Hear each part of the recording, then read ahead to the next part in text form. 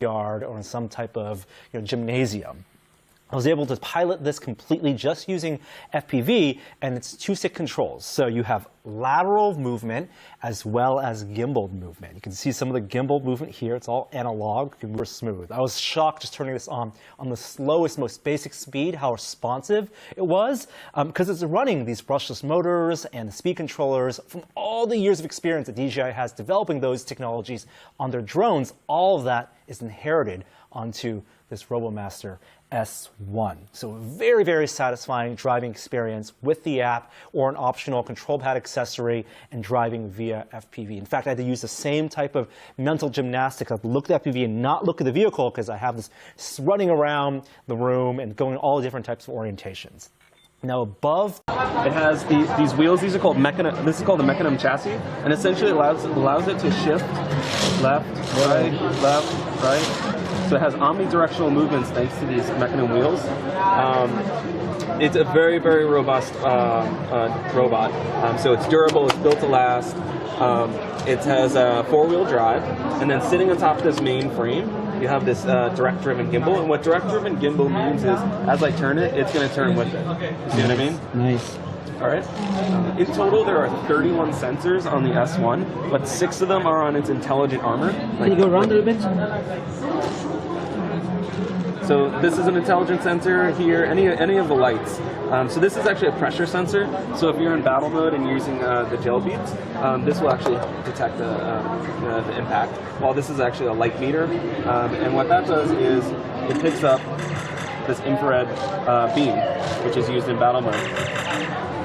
So sitting on top of this gimbal, there is, this is the central processing unit. You see a little FPV camera right here that gives us the live feed. And then you have this blaster, and that shoots the infrared beams like this, but it also shoots soft. Hey everyone, Leo Bond here. I'm back again today for the Best Buy Canada blog, and this time I'm taking a look at the DJI RoboMaster S1, which is a ground-based robotic drone that has a ton of different features. It's fun, it's educational, and just recently I got the chance to test one out, which unfortunately came already assembled, so there was no packaging or instructions or anything like that for me to use.